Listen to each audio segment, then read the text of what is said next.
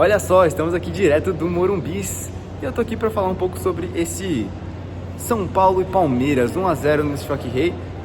Vou focar mais na minha cara aqui no estádio, até pra luz não ficar ruim. Mas, aqui. Então, um jogo assim, decepcionante do Tricolor hoje, em vários sentidos, né? Especialmente pelo público que teve presente hoje, mais de 54 mil torcedores que estiveram hoje para essa partida aqui no Morumbi, uma partida onde era um São Paulo que precisava vencer, era o time que estava em segundo colocado, estava nessa expectativa para vencer um clássico depois de 11 jogos, toda a conversa de meio de semana, né, entre Rui Costa, Leila Pereira, Anderson Barros, Abel Ferreira, todo um clima, né, uma tensão que se criou em cima dessa partida. Eu tô olhando aqui para ver se alguém não vai me tirar daqui, mas eu tô aqui, ó, pertinho do campo, e eu não tô tão pertinho do campo, né, tô mais ou menos, mas enfim, tava aqui como imprensa comentando, inclusive pela Voz do Esporte, siga lá a gente. E aí, foi um São Paulo que foi uma festa espetacular, inclusive tá aqui registrado a grande festa que fez o torcedor tricolor.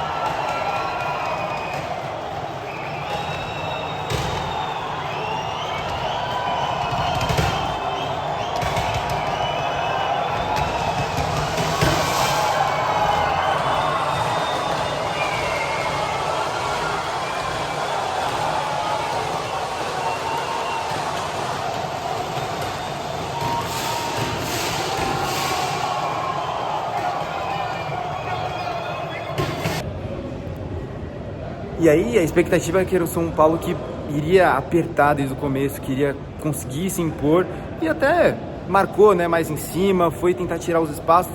Só que logo no começo, uma bela bola lançada pelo Flaco achou o Arias sozinho do outro lado. E aí esse era o problema do São Paulo. Até, né, tá aqui uma foto para ilustrar, o São Paulo tentava pressionar um lado do campo, só que deixava o outro livre. E aí ficava esse buraco com um 2 contra 1 para cima do Lucas Ramon. E foi assim que o Palmeiras conseguiu abrir o placar, né? Nesse contragolpe, o Arias trouxe para dentro e bateu muito bem.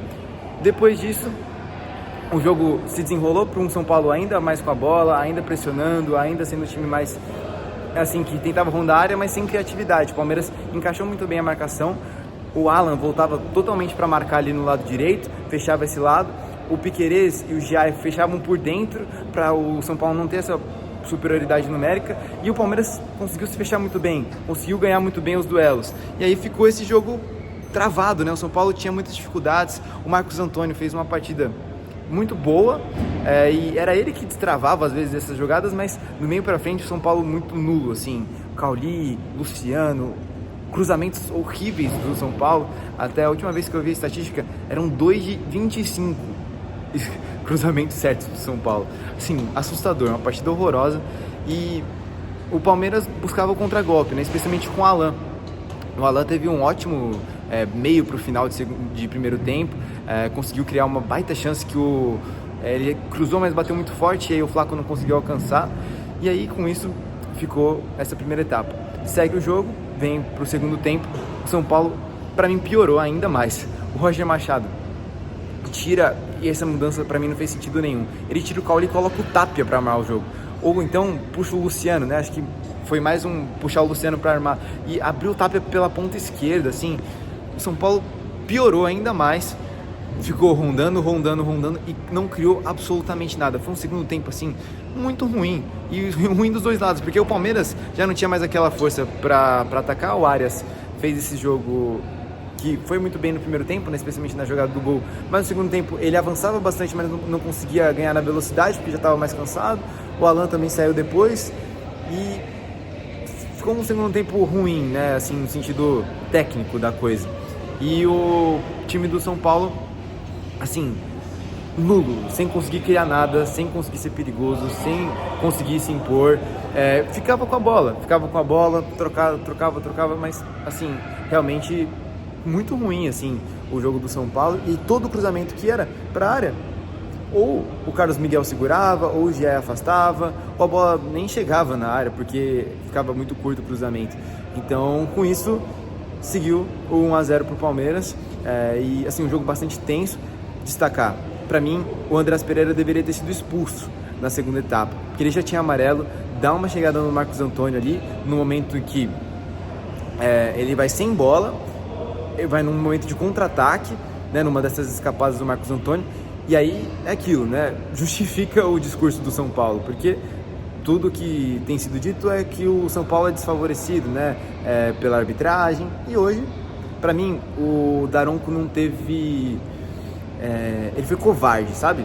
Ele não teve coragem de expulsar o Andrés, porque ele daria um segundo amarelo, é um lance que dá para questionar, dá para argumentar, e ele não se complicou. Então, teve alguns lances assim mais questionáveis do Daronco, com muitos cartões amarelos, né? Um jogo mais picotado, ou outras faltas que ele não deu, e aí falta um critério. Acho que poderia ter sido pior a arbitragem, mas assim, para mim ele errou, e aí poderia talvez ter sido um São Paulo mais perigoso, mas o que não dá nesse discurso que o São Paulo tem é de ficar justificando, sabe, as suas derrotas, as suas faltas de desempenho. Assim, não era ter 11 contra 10 que faria os cruzamentos do São Paulo ter sido certos, entendeu? O que faria o Tapia como ponta esquerda fazer sentido. Então, assim, eu acho que foi uma decisão errada, mas ainda assim, São Paulo tem muito para melhorar, e decepciona com o Roger nesse início de trabalho, porque é exatamente o que era o trabalho até dele no Inter, no final, assim, um time que roda e não cria. Então, assim, o time piorou desde que o Roger chegou em relação ao Crespo.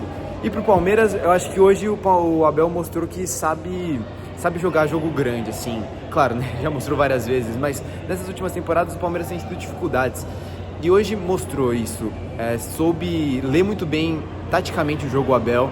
Acho que essa volta do Alan para marcar, o Palmeiras conseguiu fechar, porque muitas vezes quem vai marcar o ala, né, do time adversário, foi isso que aconteceu contra o Corinthians na Copa do Brasil e no Paulistão. O Mateuzinho e o Midu sempre tinham espaço para avançar e conseguiam cruzar com perigo.